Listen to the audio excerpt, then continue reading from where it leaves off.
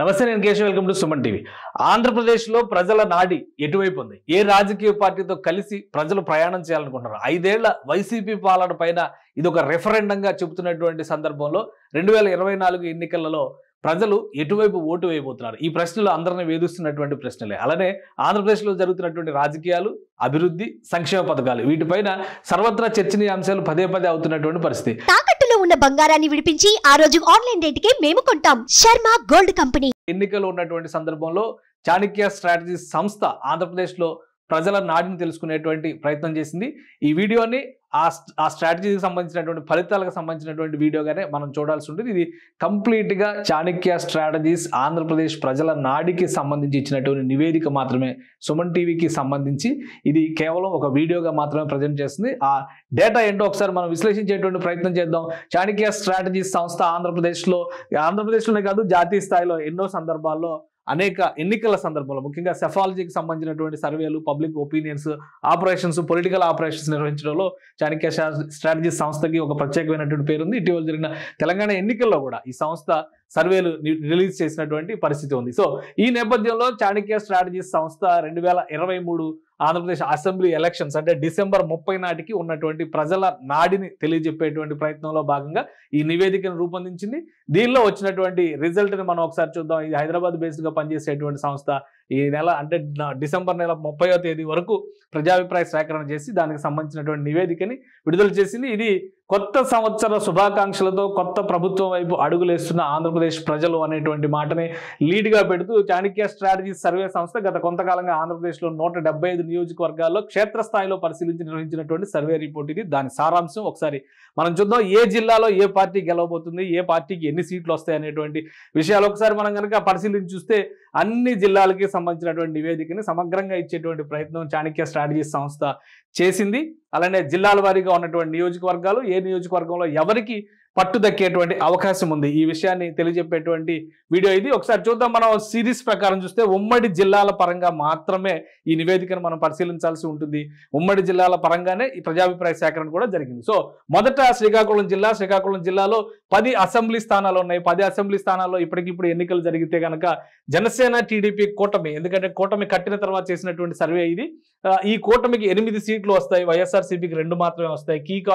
Keen contest ఉన్నటువంటి నియోజకవర్గాలు అంటే ఇక్కడ 0, ఏ పార్టీకి ఆ పార్టీ ప్రజలు చాలా క్లియర్గా ఉన్నారనేటువంటిది శ్రీకాకుళం జిల్లా నివేదికను బట్టి చూస్తే అర్థమవుతుంది. ఇక విజయనగరం జిల్లాలో 9 నియోజకవర్గాలు ఉన్నాయి. 9 నియోజకవర్గాలు. ఒక విషయం ఇక్కడ మనం గమనించాల్సింది ఏంటంటే గత ఎన్నికల్లో ఇక్కడ సీన్ రివర్స్ అయినటువంటి పరిస్థితి. వైసీపీ ఇక్కడ 8 సీట్లు గెలిచింది, టీడీపీ 2 సీట్లు మాత్రమే గెలిచింది శ్రీకాకుళం జిల్లాలో. ఇక విజయనగరంలో ఉన్నటువంటి 9 నియోజకవర్గాల్లో లాస్ట్ టైం ఎలక్షన్స్లో వైసీపీ క్లీన్ స్వీప్ చేసినటువంటి పరిస్థితి. కానీ ఈసారి ఎన్నిక జరిగితే 4 షేర్ అయ్యేటువంటి అవకాశం కల్పిస్తుంది. జనసేన, టీడీపీ కూటమికి 4 స్థానాలు, వైసీపీకి 4 స్థానాలు. ఒక నియోజకవర్గంలో టఫ్ కాంటెస్ట్ ఉండేటువంటి అవకాశం ఉందని చాణక్య స్ట్రాటజీస్ చెప్తుంది. ఇక విశాఖ నగరానికి సంబంధించినటువంటి అంశాన్ని మనం చూద్దాం. ఉమ్మడి విశాఖ జిల్లాకు సంబంధించినటువంటి 15 నియోజకవర్గాలు ఉన్నాయి ఉమ్మడి విశాఖ జిల్లాలో. ఈసారి టీడీపీ, జనసేన కూటమి 11 చోట్ల గెలుపు బావుట ఎగరైపోతుందని చాణక్య స్ట్రాటజీస్ చెబుతోంది.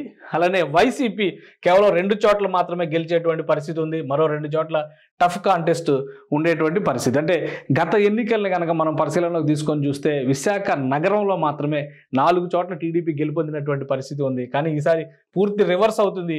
టీడీపీ, జనసేన కూటమి 11 చోట్ల పూర్తి ఆధిపత్యాన్ని ఉత్తరాంధ్రలో ప్రదర్శించేటువంటి అవకాశం. అంటే ఈ 3 జిల్లాలని ఉత్తరాంధ్రగా పరిగణిస్తే కనుక అక్కడ టఫ్గా ఆంధ్ర అంటే వన్ సైడ్గా విక్టరీ వచ్చేటువంటి సంకేతాలు ఉన్నాయని చాణక్య స్ట్రాటజీస్ చెబుతుంది. ఇక గోదావరి జిల్లాలో పరిస్థితి ఏ విధంగా ఉంది? ముఖ్యంగా వెస్ట్ గోదావరి, పశ్చిమ గోదావరి జిల్లాకు సంబంధించి 15 నియోజకవర్గాలు ఉన్నాయి. ఈ 15 నియోజకవర్గాల్లో జనసేన, టీడీపీ కూటమి 12 చోట్ల గెలుస్తుందని చెప్తున్నారు. 2 చోట్ల మాత్రమే వైసీపీ గెలుస్తుంది. ఒక చోట టఫ్ కాంటెస్ట్ ఉంటుంది.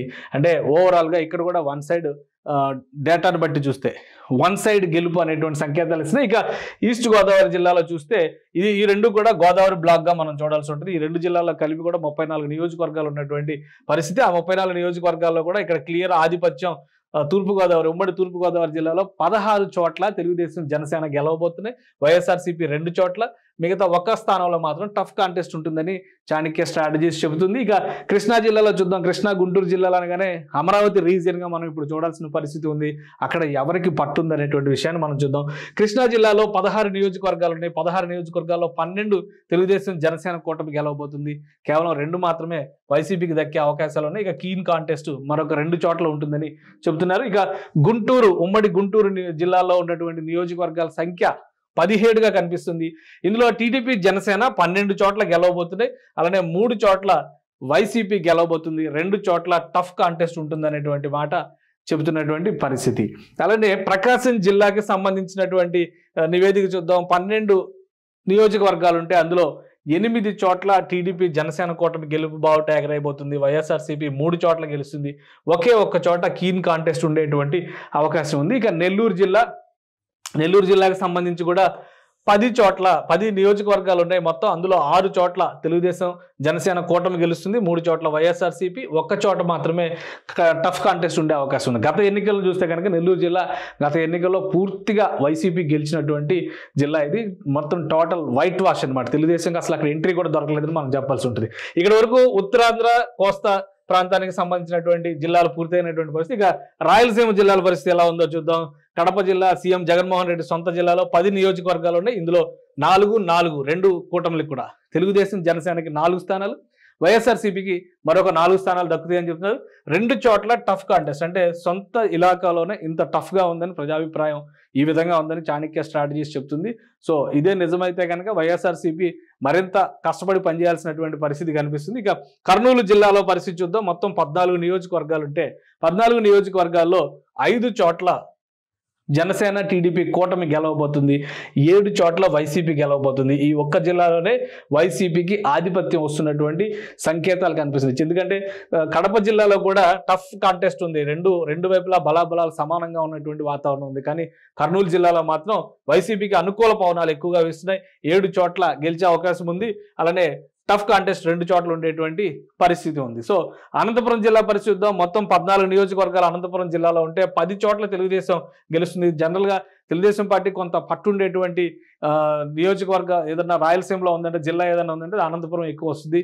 గత ఎన్నికల్లో కూడా అనంతపురంలో మాత్రమే 2 చోట్ల తెలుగుదేశం గెలిచింది.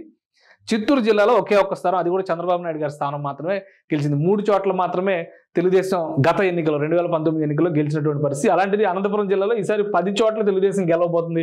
3 చోట్ల మాత్రమే వైసీపీ గెలుస్తుంది. 1 చోట టఫ్ కాంటెస్ట్ ఉంటుంది అనేది ఈ నివేదిక చెబుతున్నటువంటి సారాంశం. ఇక చిత్తూరు జిల్లాలో చంద్రబాబు నాయుడు సొంత జిల్లా. మొత్తం 17 నియోజకవర్గాలు ఉంటే 7 చోట్ల తెలుగుదేశం గెలుస్తుంది. తెలుగుదేశం జనసేన కూటమి 7 చోట్ల గెలుస్తుంది.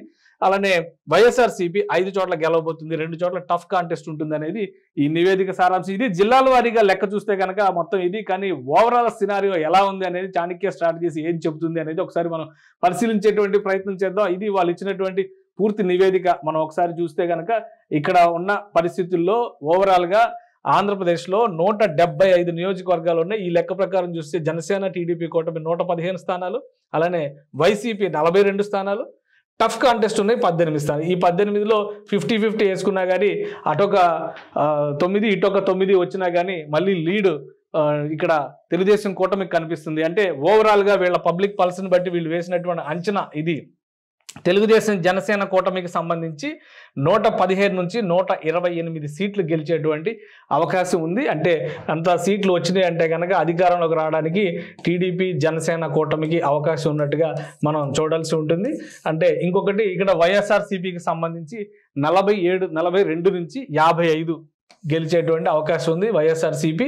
ఇక ఇతరులకి కూడా 4 నుంచి 7 స్థానాలు ఇచ్చినటువంటి పరిస్థితి. అంటే ఈ సర్వే ప్రకారం బీజేపీ, కాంగ్రెస్ సపరేట్ అనేటువంటి అంచనాలు ఉన్నాయి. అలానే వామపక్షాలు కూడా విడిగా పోటీ చేస్తాయి అనేటువంటి చర్చకి సర్వే ఆస్కారం కల్పించింది. ప్రధానంగా టీడీపీ జనసేన ప్రస్తుతం అధికారికంగా కలిసినాయి కాబట్టి దాన్ని ఒక కూటమిగా, అలానే వైసీపీని ఇండివిజువల్గా అదర్స్ కేటగిరీలో మిగతా పార్టీలన్నీ వేరువేరుగానే కన్సిడర్ చేసినట్టుగా ఈ చాణక్య స్ట్రాటజీస్ సర్వే చెబుతుంది. కాబట్టి ఈ సర్వే మనం చెప్పడానికి ఇందులో ఏంటంటే ఒక క్లియర్గా ఆంధ్రప్రదేశ్లో ఉన్నటువంటి రాజకీయ వాతావరణాన్ని బట్టి దృష్టిలో పెట్టుకొని చూస్తే కనుక గత కొంతకాలంగా జరిగిన పరిణామాలు కావచ్చు, అభివృద్ధి కావచ్చు, 5 ఏళ్ల పరిపాలన కావచ్చు, వీటన్నిటికీ ఒక రెఫరెండంగా చాణక్య స్ట్రాటజీస్ చెబుతుంది. ఈ క్రమంలోనే ప్రజల నుంచి వివిధ అంశాలపైన సంక్షేమ పథకాల నుంచి అభివృద్ధి నినాదం వరకు అన్ని అంశాలపైన, విభజన హామీల నుంచి అలానే ఎన్నికల మేనిఫెస్టోల అమలు తీరు వరకు ఈ అభిప్రాయ సేకరణలో భాగం చేశామనేటువంటి మాట చాణక్య స్ట్రాటజీస్ చెప్తుంది. ఆ స్ట్రాటజీస్ నుంచి సేకరించినటువంటి అభిప్రాయాల సారాంశంగానే ఈ ఫలితాల్ని మనం చూడాల్సి ఉంటుంది.